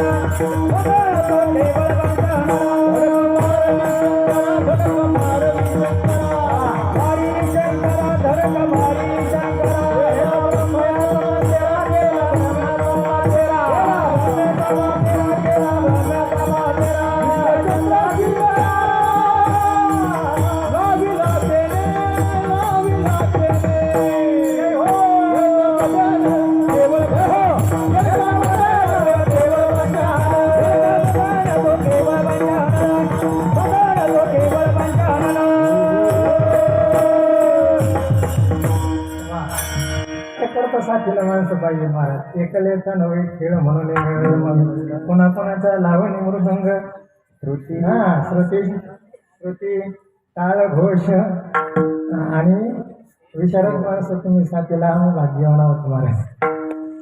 हो, त्यांच्यासाठी जाधव बाबा आमचे कायम एकत्र असणारे मार्गदर्शक आहे. हार्मोनियमला आज आपल्याला सगळी साथ, आणि म्हणून हा वेळ जमला. म्हणून या सगळ्यांसाठी एकदा टाळ्या वाजल्या. वा. येडका मदन तो केवळ पंचानन. काय केलं त्यांनी? म्हणजे काम नावाचा येडका आहे. काय केलं त्यांनी? धडक मारली शंकरा, केला ब्रह्माचा मातेरा, इंद्र चंद्राशी दरारा लाविला जेणे. जेणे तो काम बर का, म्हणून तो गौराने काम आधी घेतला. पुढे का आपल्याला एवढा वेळ नाही, पण चालायचं पुढं. महाराज म्हणतात, धडक मारली नारदा, केला रावणाचा चेंडा, दुर्योधनाशी हानी गदा, घेतला प्राण तो केवळ पंचानन. महाराज या सगळ्यांना त्यांनी त्रास दिला, मग तो आपल्याला देणार नाही का? आपली काय कथा आहे महाराज? इंद्र कोण, चंद्र कोण, भगवान शंकर कोण, ब्रह्म कोण, नारद, अरे आपण कुठे आहोत? मग तो आपल्याला त्रास देणार नाही का? आपल्याला त्रास देणार आहे. पण हा भंगाच्या पहिल्या जन्माच्या उत्तरात महाराज सांगतात, क्रामकोद त्याची कोणासाठी? किंमतलं सगळं जे ऐकले ना तेवढं जर केलं तर मग तुम्हाला त्रास देणार नाही. आता आहे का? आणि हे सांगते कोण आपल्याला? हे कोणी केलं? मग त्याला कोणी धरलंय आपल्याला? त्याला ज्याने धरले ते शेवटचं चरण महाराज फार सुंदर आहे का? महाराज सांगतात, सुखमुनी सुखमुनी ध्यान देवणी, येडका आणला आकळोळी. कोणी? सुखमुनीनं ध्यान देऊन बरं का, सुखमुनीनं ध्यान धरून येडका आणला आकळोळी, आणि एका जनार्दनीचे चरणे लाविला जेणे.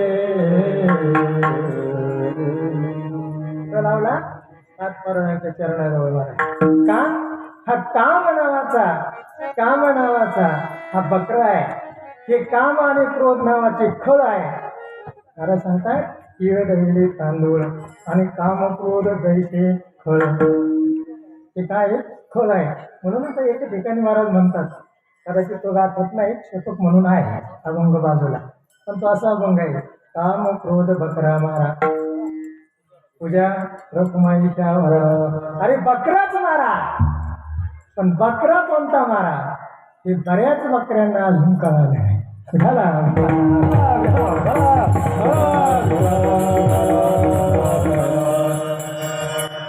यांना कोणी ताब्यामध्ये धरलं?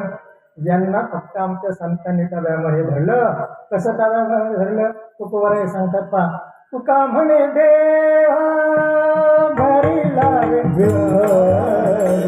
तुका म्हणे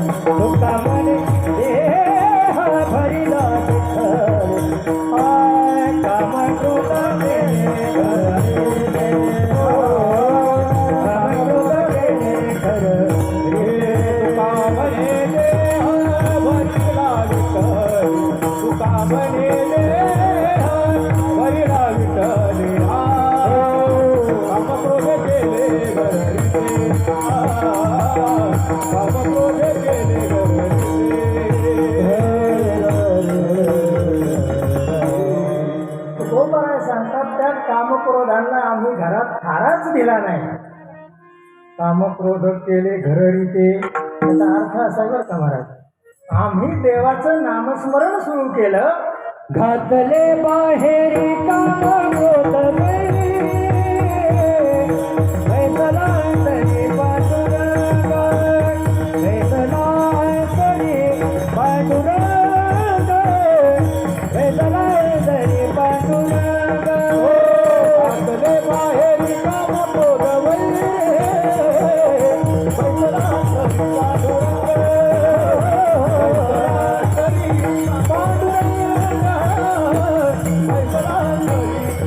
पांडुरंग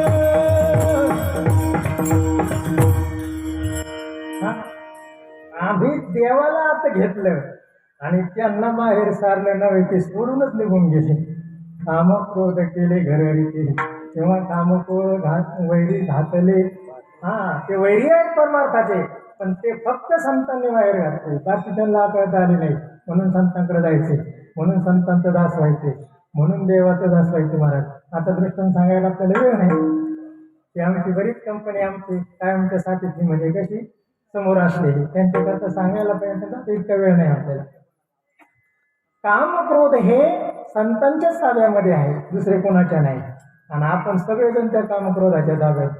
पहा ना तुम्ही, हो पहा, संतांचा अधिकार त्या कामक्रोधावर आहे आणि कामक्रोधांचा अधिकार आपल्यावर आहे. संतांकडे का जायचं आपल्याला, का भक्ती करायची. तुम्ही पहा, एका गावामध्ये भरपूर चोऱ्या होत होत्या आणि मग गावाने पोलीस स्टेशनला निवेदन दिलं, म्हणजे या चोरांचा काहीतरी बंदोबस्त करा. आता बंदोबस्त केला, पटकन आपल्याला वेळ कमी असल्यामुळे पथक आलं. त्या पथकाने छापे टाकू चोरांचा म्होरक्या पकडला आणि त्याला गावातून न्यायला सुरुवात केली. आता तो म्होरक्या असल्यामुळे हात त्याचे बांधलेले होते, तो मध्ये चाललेला होता आणि पोलीस सगळे त्याच्या बाजूने चाललेले होते. मला कशाकरता सांगायचे आहे, पोलीस बाजूने चाललेले होते, तो गावातून चालला आणि एक आजोबा आपल्याला नातवाला खेळत होते आणि त्या नातवाने ते पाहिलं आणि त्या नातवाने विचारलं, बाबा म्हटलं हे काय आहे. त्यावेळेस बाबांनी सांगितलं ते बाहेरून चाललेले पोलीस आहेत, मध्ये चाललेला चोर आहे. आता हे गेले पुढे निघून तालुक्याच्या गावात. ते जे मुख्य अधिकारी होते डिपार्टमेंटचे ते त्यावेळेस म्हणजे DSP साहेब त्याला पकडायला आले होते. हे गेले होते, त्यांचं पथक मागून आलं. आता ते DSP साहेब मध्ये चाललेले होते आणि हे पोलीस पण बाजूने चाललेले होते. ते आले परत तिथून त्यांच्या पाठीमागून. त्या नातवाने पाहिलं, मग आजोबाला हात मारले, म्हणजे बाबा इकडे या. म्हणले आता किती मोठा चोर धरून आणलाय. तुमच्या लक्षात आलं का. त्या बाबांना सांगितलं, बाबा गप्प. म्हणजे गप्प काय बसतात, तुम्हीच सांगितलं ना मध्ये चाललेला चोर असतो. बाजूचे पोलीस म्हणजे ते बाजूचे पोलीस आहेत ते बरोबर आहे, मध्ये चाललेला माणूस आहे तो बरोबर आहे, पण तो चोर नाही.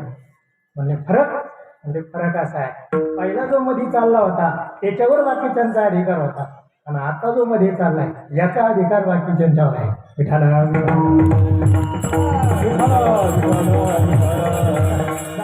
कामक्रोध साधू संतांच्या ताब्यात आहे महाराज. मग हे कामक्रोध आपल्याला बाधा करत नाही, तिथपर्यंत आपण आलो होतो. कामक्रोध त्यास बाधितेना कायावाच्या म्हणे झाला विष्णुदास, कामक्रोध त्यास बाधितेना. चला, मग ज्याचा दास झालाय, ज्याची कायावाच्या मनाने आपण सेवा करतोय त्या स्वामीवर आपला काय असलं पाहिजे, विश्वास असला पाहिजे. महाराज अभंगाच्या दुसऱ्या चरणात विश्वास स्वामी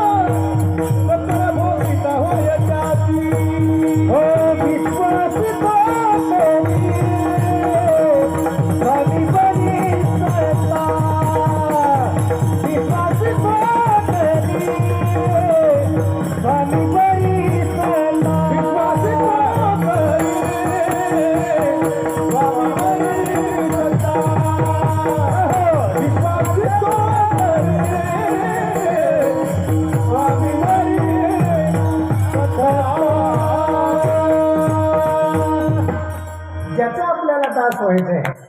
हा, त्या स्वामींची आपल्याला हा विश्वास आपला त्या स्वामीवर असला. किती विश्वास असला पाहिजे मला? आपला किती विश्वास आहे? हा, नामस्मरण आहे, हा, कीर्तन आहे, भजन आहे, प्रवचन आहे, पण या सगळ्या गोष्टीवर आपला किती विश्वास आहे त्याच्यावर आपलं परमार्थाचं फल अवलंबून आहे.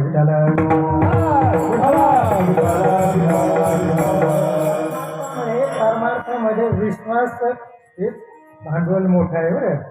विश्वास असलाच पाहिजे म्हणून मरामध्ये संतांचे पाहिजे हा माझा विश्वास आणि मग सर्व भावी दास झालो त्यांचा. हा, विश्वास आहे. विश्वास असला तरच हे सगळं आहे. तर तुम्ही पहा, विश्वास असलाच पाहिजे. काय पाहिजे? आणि विश्वास जर नसला, तुम्ही पहा, घरामध्ये कर्त्या पुरुषावरती आपला विश्वास असला पाहिजे, असलाच पाहिजे. आणि जेव्हा विश्वास संपतो तेव्हा घरं फुटतात.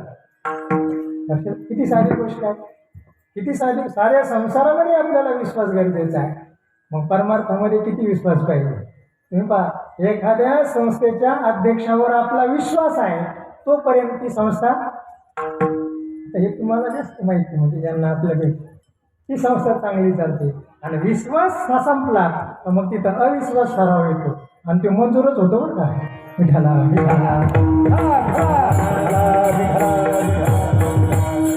व्यक्त येतच नाही अविश्वास ठराव.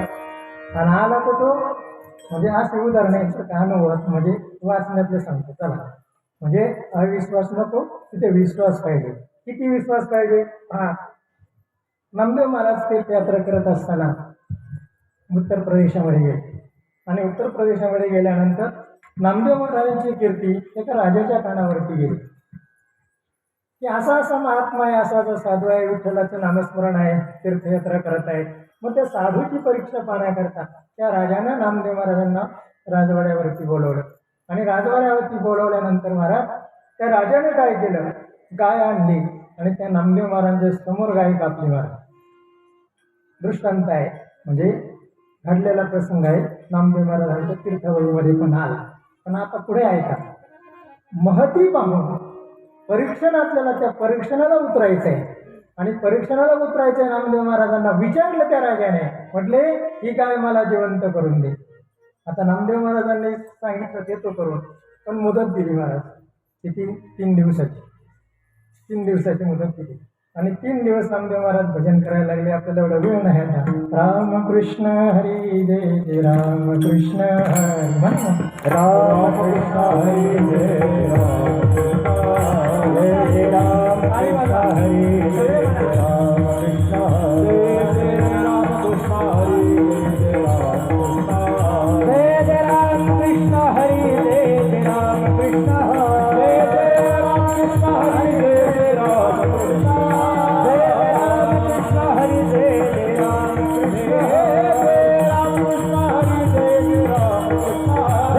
रामकृष्ण हरी जय रामकृष्ण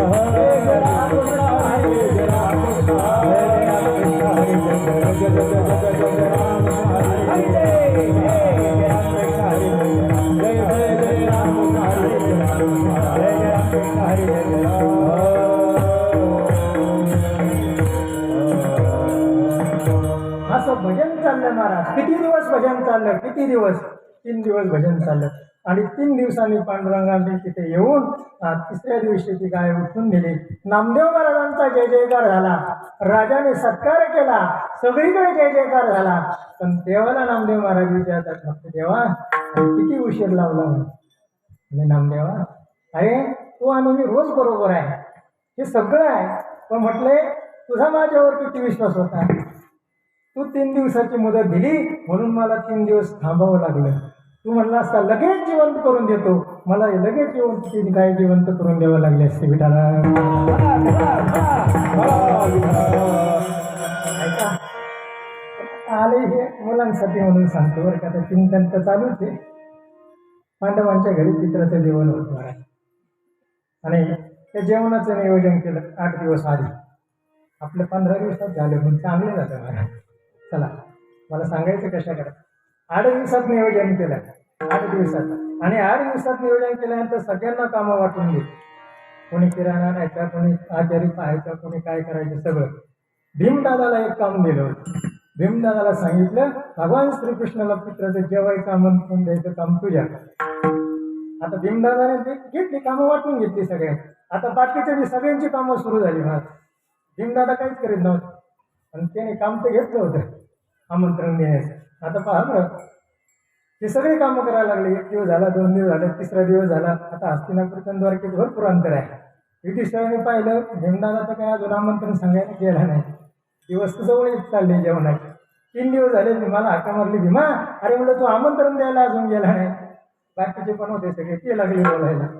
तेव्हा बाकीच्याने बोलायचं काम नाही. मला तुम्ही तुमची कामं बघायला हे म्हणत होतं ते.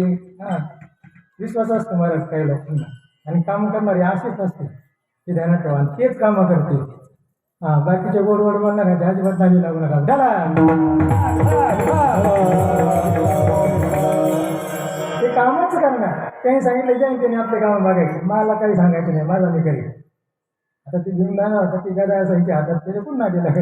बाकीचे गप्पच झाले. मला परत 2-3 दिवस पण तपासच नाही केला. आता जेवणाचा दिवस उजाडला, स्वयंपाक सुरू झाला. स्वयंपाक झाला पण म्हणजे तयार, आपला पण झाला. हां, झाला पण तयार झाला. पण आता रावणच म्हणून युधिष्ठिर परत भीमाला बोलून घेतलं. म्हणजे भीमदादा अरे ते आमंत्रणाचं काय, आता जेवायची वेळ झाली. हो ना, ताटं वाढलेत का? कामच कसं असतं. अरे आम्ही विचारतो काय, तू आमंत्रण सांगायला नाही, ताटं वाढलेत का? ताटं वाढून घ्या. त्याच्या पुढे बोलायचंच काम नव्हतं का? घ्या म्हटलं ताटं वाढायला लावली. आणि गदा घेऊन राजवाड्यातून बाहेर निघाला. अंगणामध्ये आला. हां, भीमाची गदा आहे. ती गदा उंच अशी भिरकावली आणि भगवान श्रीकृष्णाला हाक मारले. म्हणले देवा ही गदावर फेकलेली आहे आणि ती जर ती गदा धरली नाही, त्या गदेखाली मी आता डोकं ठेवणार. ये वाचवायला म्हणले. हा किती विश्वास. आपला विषय काय महाराज, ती गदावरून त्या भीमाच्या डोक्यावर येईपर्यंत भगवान श्रीकृष्ण हजर झाले आणि वरच्यावर गदा धरली. आणि भीमाला भीमा अरे काय म्हटले, कशाला बोलवलं? हात धरला. म्हणले काय नाही द्यावा, घ्या बसून जेवायला. काय कळलं? किती विश्वास असला पाहिजे, एवढा विश्वास असला पाहिजे. विठाला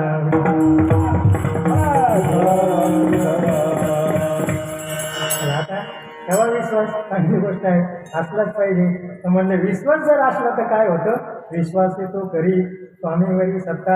आता तुकोबाराई जरी म्हटले स्वामीवरी सत्ता करी, तर स्वामीवरी सत्ता करायची नसते. पण स्वामीचे सगळे अधिकार आपल्याला प्राप्त होतात. आणि तेच महाराज पुढे सांगतात, सकळ भोगिता होईत्याची. महाराज विश्वास त्याच्यावरती ठेवला तर त्याचं सगळं जे काय ऐश्वर आहे ते सगळं आपल्याला भोगायला मिळतं. अध्यात्म थोडं बाजूला ठेवा, पुन्हा सांसारिक गोष्टीमध्ये या. बरेच व्यवसाय करणारे बरेच व्यावसायिक असे आहेत, मोठमोठे उद्योग म्हणजे उद्योगदार ज्यांना म्हणतो आपण, ते असे आहेत त्यांचा एका माणसावरती विश्वास बसला, हा उद्योग त्याला सांभाळायला देतात महाराज. मग याचं जे ऐश्वर आहे तेच त्याचं पण तयार होतं. हे कळलं? मग या इकडे परत आता चला, तुम्ही देवावरती विश्वास जर ठेवला तर देवाचं सगळं सामर्थ्य तुम्हाला भोगायला मिळणार. काय सामर्थ्य आहे? काय देतो? देव 4 गोष्टी देतो महाराज. कारण दिवस 4था आहे, 5वी नाही. असंच आहे. देव 4 गोष्टी देतो. कोणत्या? चला, पहिला 4 मुक्ती म्हणजे मुक्ती देतो बरं का. 4 मुक्ती. पुढे देव आपल्याला देतो 4 पुरुषार्थ. म्हणजे 4 मुक्ती, 4 पुरुषार्थ, 6 गुण आणि 4थी गोष्ट त्याच्या ज्या 3 शक्ती आहेत त्या तो आपल्याला प्रदान करतो. विठाला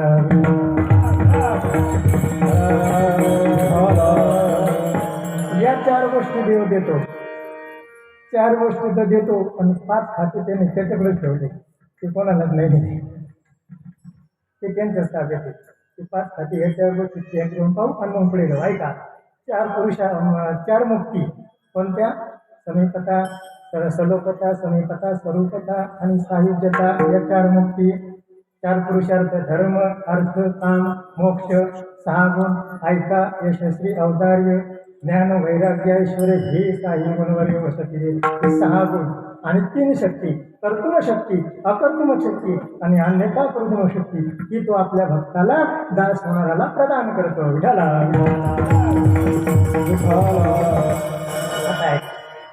भगवंताची कर्तुम शक्ती काय? हा जरा रामायण रामायणामध्ये गेलात, भगवान श्रीराम प्रभू चालता चालता चालता चालता दगडाला पाय लागला, दगडाला स्पर्श झाला आणि त्या दगडाचा सुद्धा माणूस झाला. आता प्रमाण आहे, शिळावरती मनुष्य झाली, त्याचे चरणाच्या खाली कर्तुम शक्ती अकर्तुम शक्ती. भगवान श्रीराम प्रभूंनी वानराला घेऊन गेले आणि लंकेवरती विजय मिळवला. अकर्तुम शक्ती. आता याच्यावर शंका होती महाराज बरेच दिवस, पण त्याचं उत्तर मला एवढ्या अलीकडच्या काळात भेटलं. सांगतो तुम्हाला. माझी शंका अशी होती, भगवान श्रीराम प्रभूंना बाकीच्या माणसांना युद्धाला घेऊन जाता येत नव्हतं. मला आली की नाही मला माहिती नाही. बराच काळ गेला त्या शंकेवरती, पण उत्तर मिळतात हळूहळू. अलीकडच्या काळात उत्तर मिळालं. ऐका महाराज, भगवान श्रीराम प्रभू हुशार होते. म्हटले आपल्या पत्नीला सोडून आणायचे, युद्धाला जर माणसं न्यायची आणि जर माणसं नेली आणि ती न्यायची कुठं होती, लंकेमध्ये न्यायची होती. आणि लंका कशाची होती? हे समजलं आता कळणार. कारण सोनं आता 1.5 लाखाच्या वर आहे. भगवान श्रीराम प्रभूने विचार केला, जर माणसं युद्ध करायला नेली तर म्हणले ते युद्ध करायचं सोडून त्या सोन्याच्या विटांनी ते खिशात भरतील. म्हटले युद्ध बाजूलाच नाही कळलं. ऐका, सांगायचं कशा करताय ऐका जरा. आता त्याचे संख्या सांगितली, आपल्याला हिशोब नाही करायचा, पण शुद्ध कांचनाची 7 कोटी म्हणजे शुद्ध सोन्याची 7 कोटी घरं लंकेमध्ये होती. हस्तकर्मार त्याचा हिशोब केला महाराज. ते नाही सांगायचं, आपला मुद्दा एवढाच होता, माणसांना का नेलं नाही. त्याचं कारण होतं, म्हणले हे खिशात इटा घालतील सोन्याच्या आणि इकडं हा तसंच राहील. म्हणून ते म्हणले त्यांना कपडेच नाही असे घेऊन जाऊ. म्हणून त्यांच्या अंगावर कपडेच नाही तर खिशाचा प्रश्नच येणार नाही. आणि खिसाच नाही म्हणलं विटा आणायचं काही कारण आहे का? म्हणून जाऊ दे, आपल्याला अकर्तुम शक्ती पाहिजे. भगवान श्रीराम प्रभूची वानरातून लंका घेतली. वानरा हाती लंका घेऊन म्हणे तुका. चला पुढे.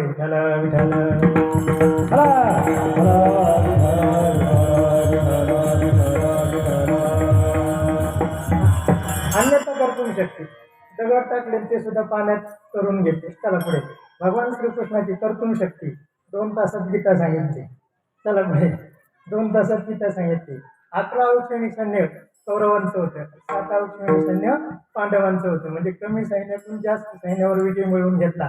कर्तुम शक्ती. आणि गुरुचा मुलगा मृत झालेला तो सुद्धा आणून दिला. अन्यथा करतो. या शक्ती मग त्यांनी भक्तांना दिल्यात का? दिल्यात. आपण पटापटा पाहू शकतो. पहा ज्ञानोबरायांका. ज्ञानोबरायांनी 16व्या वर्षी ज्ञानेश्वरी लिहिली. किती? 16व्या वर्षी. आपलं 16वं वर्ष कुठं?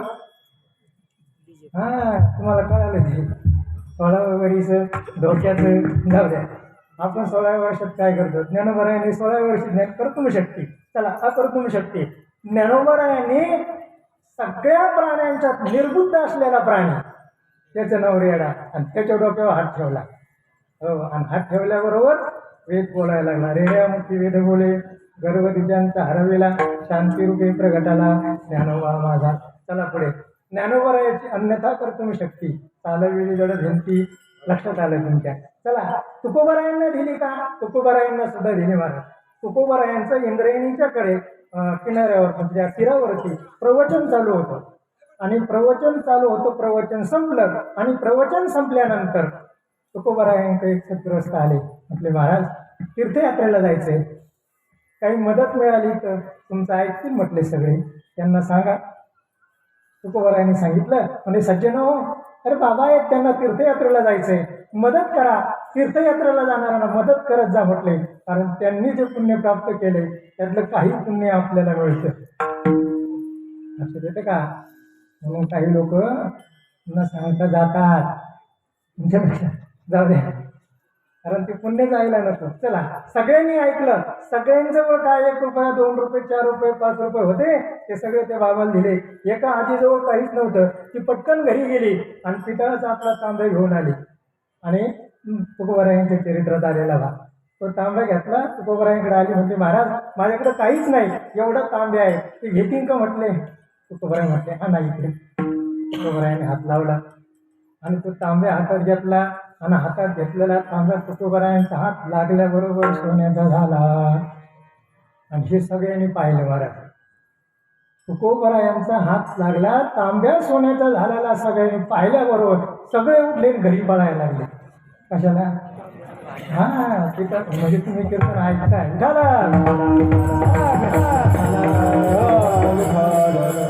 तुकोबरायांची कर्तुम शक्ती. चला आपल्याला पुढे निघायचं.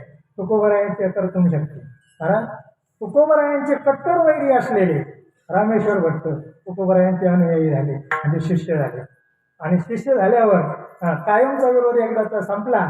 जवळ आले आणि जवळ आल्यानंतर रामेश्वर शास्त्रींचं प्रवचन चालायचं 4 ते 5 देऊमध्ये आणि 7 ते 9 तुकोबरायांचे कीर्तन चालायचं.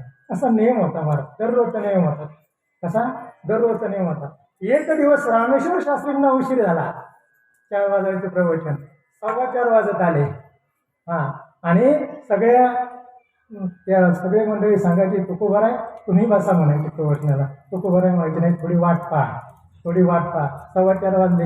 आता काय करायचं? मग तुकोबरायाने सर साधे सद्ग्रस्त होते. कोंडीबा नावायचे. त्यांचं नाव एक लोकरे मला संभ्रम आहे पण आहे. त्यांनी सांगितलं म्हणले कोंडीबा उठा बसा आसनावर. ते कोंडीबा उठले महाराज. आदेश आहे संतांचा. हो तो पण आहे संतांचा आदेश आहे. आणि त्याहीपेक्षा अजून पुढे जाऊन सांगू का? नंतर सांगतो. त्या कोंडीबाला सांगितलं. कोंडीबा बसले आणि कोंडीबाने जे प्रवचन सुरू केलं महाराज. 4:30 वाजता रामेश्वर शास्त्री आले आणि ते पाठीमागच बसले.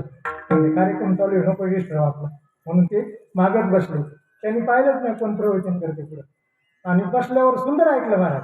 अर्धा तासात प्रवचन संपलं. आणि प्रवचन संपल्यावर रामेश्वर शास्त्रींना म्हणजे इतकं वेदांती वगैरे असं ते प्रवचन चाललेलं. रामेश्वर शास्त्री त्या तुकोबरायांच्या जवळ आले. म्हणले महाराज म्हणले कोण प्रवचन करायला होते? म्हणले काय वेदांती सांगितलं. म्हणले फार वेगळं ऐकायला मिळालं आज महाराज. बरं कोण म्हणत होतं हे? रामेश्वर शास्त्री म्हणत होते फार वेगळं ऐकायला मिळालं. पण म्हणले एवढे वेदांत वाचस्पती तुम्ही आणले कुठून? तुकोबराय म्हटले अहो ते आपले कोंडीबा नाहीत का ते बसले होते म्हणून. मला सांगायचं काय? जनावरांची उभी आहे. बुद्धी म्हणू नये त्रिकोटी दीपक का म्हणू नये ढाकोटी. हो महाराज बुद्धी ही तेजस्विनीच आहे. बुद्धी ही प्रकाशितच आहे. फक्त ती बुद्धी संतांच्या संगतीत आली तर ती प्रकाशित होत असते. ती इकडे आली पाहिजे. विठाला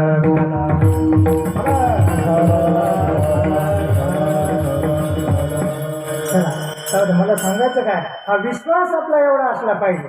आणि या चरणाचं स्पष्टीकरण करता फक्त कबीरदासचा दोहा देतो आणि आपल्याला शेवटच्या चरणापर्यंत यायचं. ऐका देव कुठे आहे? मौके कहा ढूंढे मैं हूँ तेरे पास में. काय सांगतायत? ऐका काय सांगतायत कबीरदासजी. कबीरदासजी सांगतात तुम्ही कुठे आहे आणि मी कुठे नाही. ना तीर्थ में ना मूर्त में ना वन में ना एकांत में. मी कुठं आहे? तीर्थामध्ये नाही, मूर्तीमध्ये नाही, वनात नाही, एकांतात नाही. ना मंदिर में ना मस्जिद में ना मैं काशी कैलास में. मी कुठं आहे? मी मंदिरामध्ये नाही, काशीत नाही, कैलासात नाही, कुठेच नाही. ना जप में ना तप में ना व्रत उपवास में. मी कुठे आहे? इकडे नाही, जप में नाही, व्रत में नाही, उपवास में नाही. ना मैं क्रियाक्रम में रहता ना योग संन्यास में. कुठं राहतो? ऐका ना प्राण में ना पिंड में ना प्राण में ना पिंड में ना ब्रह्मांड में ना आकाश में. ना मैं भ्रुकुटी भंवर में रहता ना श्वास श्वास में. खोजे हुए तो मिल जाओ. कुठे? खोजे हुए तो मिल जाओ एक पल की तलाश में. कहत कबीर सुन गई साधो मैं हूँ विश्वास में. चला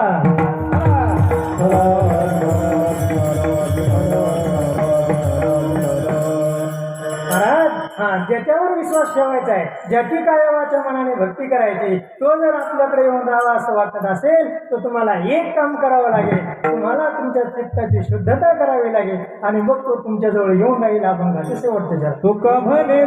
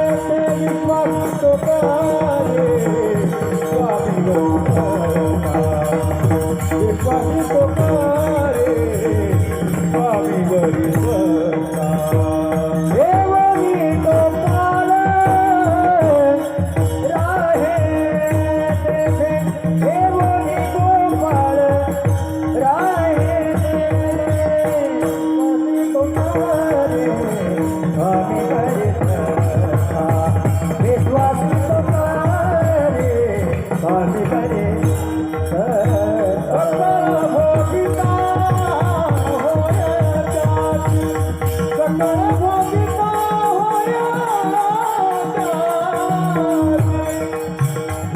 तो करे स्वामी बरिता विश्वासी तो करे स्वामी बरिता सकळ भोगिता होयाचा सकळ भोगिता होयाचा विश्वासी तो करे विश्वासी तो करे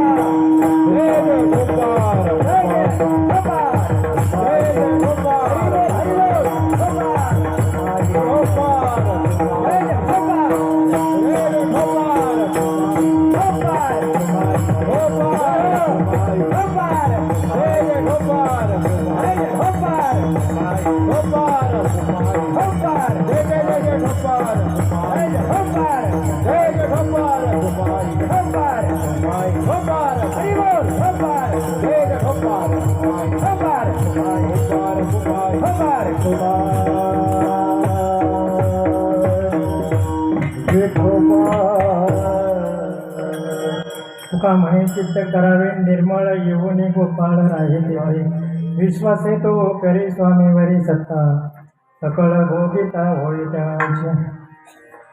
देव जर आपल्या हृदयात या जागेवरून राहावा असं वाटत असेल तर तुकोबाने म्हटले तुम्हाला तुमचं चित्त निर्मळ करावं लागेल. चित्त निर्मळ करायचंय.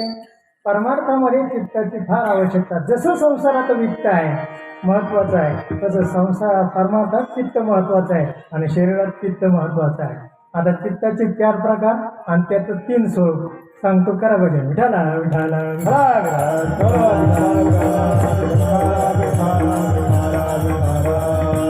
ऐका. चित्ताचे 4 प्रकार अस्फुंद, अहमस्फुंद, वासनास्फुंद आणि भगवत स्फुंद. चित्ताचे 4 प्रकार विचारसागरात तुम्ही पाहत असाल. ऐका जरा थोडक्यात सांगतो आणि पुढे निघतो. अस्फुंद म्हणजे झोप, सुसुप्ती अवस्था. त्याच्यात काहीही आठवत नाही महाराज. लोक सांगतात मेल्याला आणि झोपल्याला सारखंच असतं, काहीच आठवत नाही. चला अस्फुंद पुढे निघा.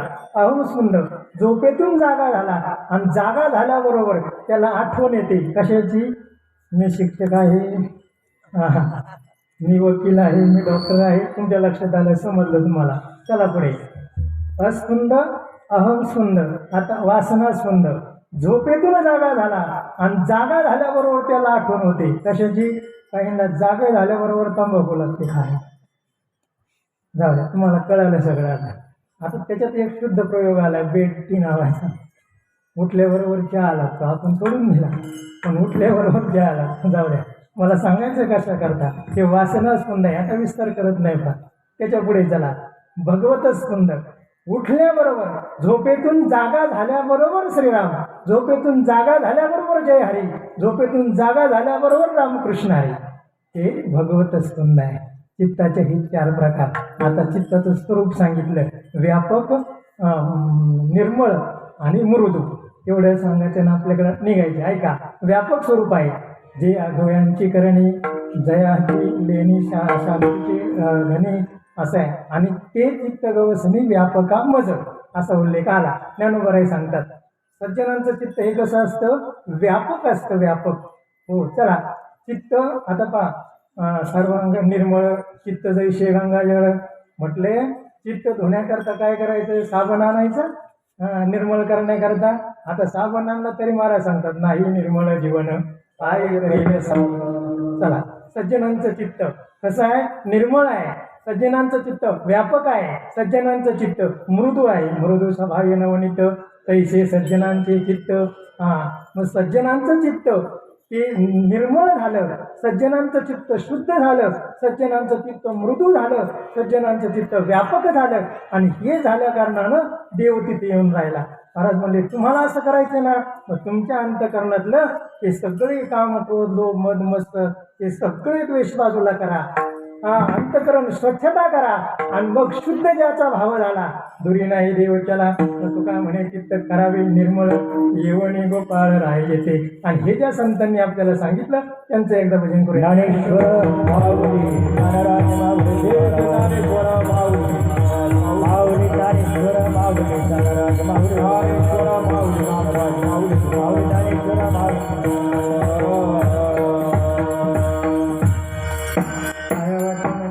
विष्णुदास कामक्रोध त्यास झाली तिना विश्वासी करी स्वामीवरी सत्ता सकल भोगिता होई त्याचे. तुका म्हणे चित्त करावे निर्मळ येवणी गोपाळ राही ते. 5-10 मिनिटे जास्त झाले महाराज चिंतन करता करता, पण तेवढं सुरू व्हायला 5-10 मिनिटं गेलेच होते. असं द्या, गाड्याचे काटेवा आपलं चालतं असं काही नाही. बाकीचे सगळे पुढे बसणार नाही. आणि जाता जाता आमचे 6 टाळेकरी आज वाढले महाराज. कसे वाढले मला माहीत नाही, पण एक सांगू, माझ्या 32 वर्षाच्या शिक्षण क्षेत्रात